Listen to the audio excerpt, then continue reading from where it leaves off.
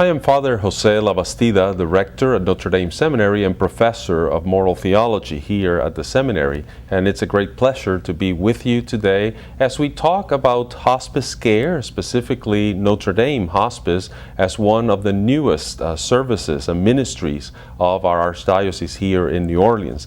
And I would like to begin with a biblical quote for you as we begin to enter into this topic of hospice care and certainly patient suffering and what to do at the end of life. And this comes from Matthew chapter 25. It's a very familiar passage related to the Last Judgment as Jesus talks about what we can do for one another. And we're very familiar with this passage as Jesus says that when he was hungry, we gave him to eat. When he was thirsty, we gave him to drink. We're familiar with that passage, but I'm particularly moved by the end of each of those attitudes that the Lord talks about in this gospel. And then at the end of both, he says very clearly that as long as you did it for one of my brothers and sisters, you did it to me. And at the end, again, he says, and as long as you did not do those things for the least of my brothers and sisters, you did not do it to me. I think this is a wonderful passage in the sense that it helps us to understand the dynamics and the difficulties that people may have today, certainly with hospice care and end-of-life issues. We do know for a fact that we do not come to this world independent. We need help from others, and most of us will leave this world needing help from others. So that is a reality of life that we always have to face. Just like a baby comes into the world and we cannot tell the baby just make yourself at home and do whatever you need or take whatever you need for your sustenance, the same most of the time happens at the end of life, where we cannot tell people just make yourself at home. We know that at the end of life we will need probably some care. Hospice care, and certainly Notre Dame Hospice, is committed to provide home health benefits to patients that need so at the end of life. So I would like to briefly explain to you a little bit the teaching of the Church related to end-of-life issues, talk a little bit about palliative care, and especially that word that sounds so strange, where it comes from and what is palliative care all about, and certainly the responsibility of church leaders and pastors to form the people in the correct teaching of the church. So let's begin talking a little bit about end-of-life issues. As I mentioned, death is a reality we all have to face one day. And certainly the church is very much in tune and interested in making sure that everybody can face death in a dignified way. We know that due to technology today, many times and many illnesses that we may develop have certainly a cure. But there are times when illnesses happen that do not have a cure. That does not exempt the people of God, and certainly the church and the medical community, from providing care. There's a difference between cure and care. We always have to provide care. And hospice is, in a way, a ministry that provides for that care at the end of life. The church teaches very clearly that even with the great technology that we have today, there is a point in life when there is a terminal illness or an irreversible condition that may not require for us ethically to do everything that could be done. That means that not everything that is technologically possible needs to be given to that patient. That people like you and I can choose or opt out from certain aggressive treatments or treatments that are perceived as not being helpful to the patient. We always have to provide care. So there are some basic things that need to be provided, and certainly one of the big concerns is to make sure that in the kind of hospice care that is given, that the rules or the laws, the things that the church expects of us to fulfill at the end of life, that they could be followed. So this is the basic teaching of the church, and it is found in the Ethical and Religious Directives. This is a document that was published by the bishops of the United States. The latest edition comes from the year 2001, and in the Directives 57 and 58, it's clearly stated that when there is a terminal and irreversible condition that a patient develops, there's no need to use extraordinary care or extraordinary means of preserving life. I was talking about technology and the great beauty of some of the technological advances that we have, but when it gets to that point where life is coming to an end, there is no need to provide for extraordinary or aggressive or heroic treatments to that patient. In a way, what the church is saying is that there is a distinction between the kinds of treatments that are given. And extraordinary and ordinary has been the terms that have been used. At times the church has corrected that terminology a little bit because we may be thinking about medical treatments. And we know that there are some medical treatments that may be very ordinary. For example, a blood transfusion can be a very ordinary medical treatment, but for a patient with a certain condition that is terminal and irreversible, it may not be the medical treatment that needs to be given. So that may be ethically extraordinary, even though it is medically ordinary.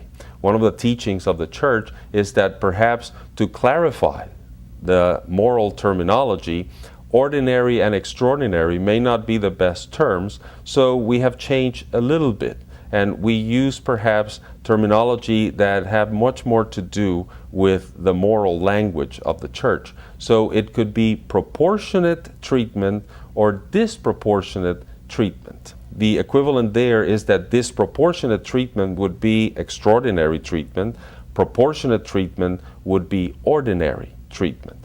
And what is the distinction there?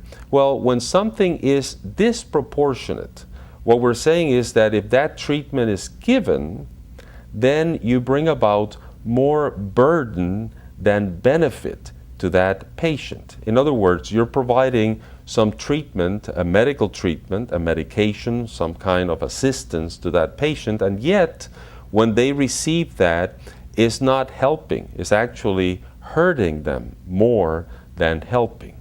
That is typical when you reach end-of-life decisions, when life is basically winding down, is just closing up, and is beginning to say that it is time to let go, because there's not going to be a cure for that illness, but basically that person is going through the process of dying. The body is shutting down.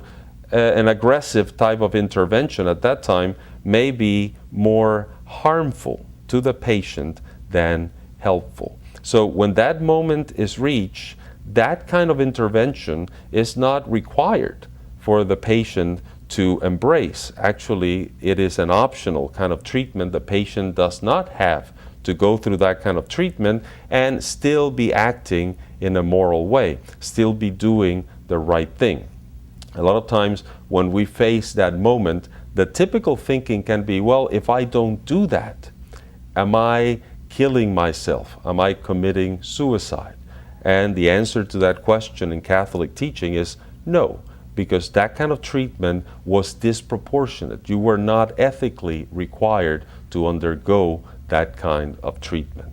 I have had many cases like that where people, in a way, that's the question they ask, whether is the patient himself or herself or relatives of that patient, if we forgo, if we do not provide for that kind of treatment, is that equivalent to killing the person that we love? Is that equivalent to committing suicide if it's the patient talking about himself or herself? And the clear answer to that question is no. You're just allowing death to take its course without providing for extraordinary, disproportionate kind of treatment.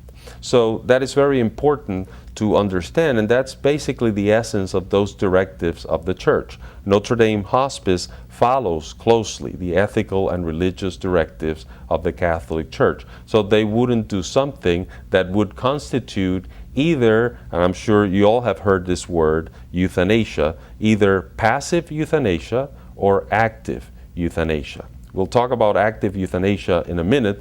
Passive euthanasia is certainly not giving something that would be ethically required, that would bring about the death of the patient. Certainly in the case of end of life, when there is a terminal and irreversible condition, that is the kind of medical condition that hospice care would take care of, it is clearly not ethically required to provide disproportionate or extraordinary means of preserving life. That would not constitute passive euthanasia. If you follow the argument, not giving something to the patient is not what is killing the patient, but is actually the illness that is already present in that patient. That is what is claiming that life. So that will, in a way, deal with that worry of passive euthanasia, killing someone by not doing something. Certainly in the case of hospice care, that is not what happens as we follow the ethical and religious directives. What about active euthanasia? That brings us to another topic that I mentioned in the beginning, which is the topic of palliative care.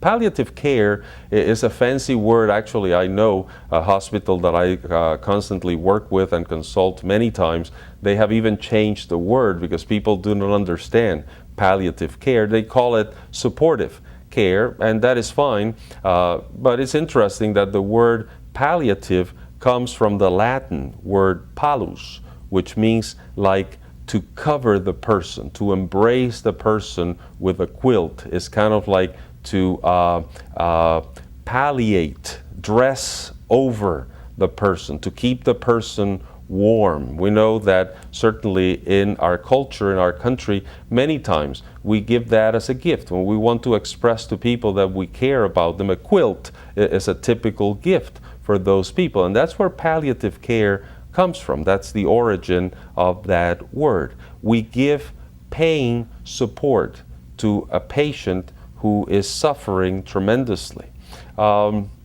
Basically, what hospice care tries to do in regards to palliative care is to make sure that no patient has to suffer a kind of pain that can be controlled and can be medicated, can be assisted. There's no need for a patient to have excessive pain that would make life unbearable.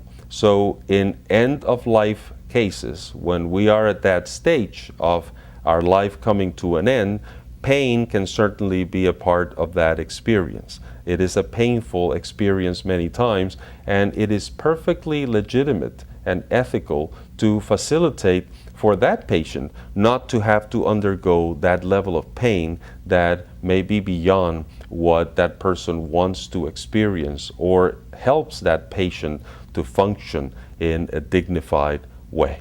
So certainly the Church is very concerned about human dignity. Certainly suffering is a big topic for the Church, but suffering doesn't mean that nothing can be done to prevent painful experiences or a pain that may come due to an illness. After all, our God is always wanting to heal us and be with us, and pain is not a sign of God, but is a sign of sin. And again, we want to address the fact that through the redemption in Jesus Christ, sin has been done away with, and there's healing and help that comes into our lives. And certainly palliative care, providing for pain medication, is a very legitimate way to help that person experience what human dignity is all about. Why did I say that the concern then is about active euthanasia? Well, if you follow my argument, certainly palliative care, supportive care during pain, is a way of giving some medication that will ease the pain, that will help the patient experience a better quality of life, because pain would not be present. And the worry can be then to give too much medication. So if you follow my argument, then the worry with palliative care would be, could that be active euthanasia? Not passive, which is not doing something, which we already discussed, but in this case, active euthanasia, giving something to the patient that would bring about death when that is not warranted. Certainly, that is not the intent of palliative care. I think the responsible pastor shouldn't just tell his faithful people, his parishioners, well, pain is part of life and you have to suffer whatever you have to suffer. Certainly, modern medicine and technology offer medication, which is a fruit of God as well, because it comes from nature to help us ease the pain. What certainly cannot be done is to give the kind of medication or a level or a doses of medication that directly brings about death without relieving the pain. Actually, in the studies that I have read, and that they are very well published in our society and in our country, actually what they have realized is that people die sooner. They live a shorter life when pain is not relieved. So actually palliative care, if there is a worry that palliative care may directly bring about death in a patient, actually the opposite is the truth, that palliative care helps persons live longer because they can cope with pain better. And that is a known fact.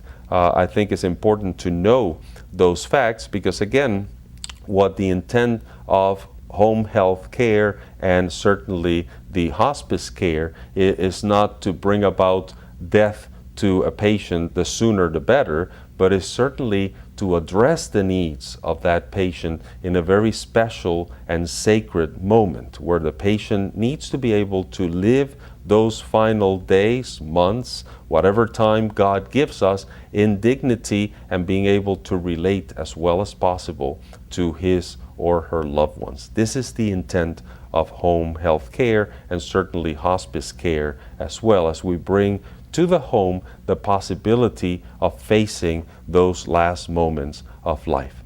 But going back to palliative care, then what is clear is that the moment that we allow ourselves to receive that kind of treatment, that kind of care, is not for bringing about death or for making that an event that happens sooner in our lives, but it's actually to relieve the pain and to allow the patient to experience a better quality of life at the end of life with a way that they can relate to those who are around that person in the end of life moments or in that final stages of human life.